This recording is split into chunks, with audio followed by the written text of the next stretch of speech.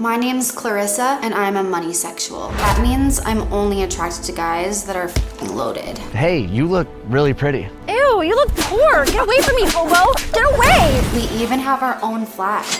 If he gets no bread, he gets left on red. But if he's got that guap, he can get this wop.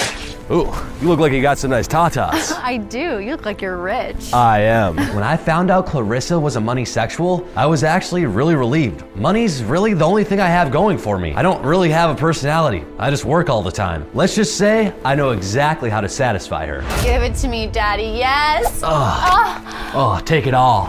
Oh, take it all. My God. I'm totally fine with a transactional relationship. Everyone's doing it. Some people are just afraid to come out as money sexual. If he can't fly me to Mykonos, we're not gonna speak Mykonos. Money sexuals, we're no longer ashamed of who we are.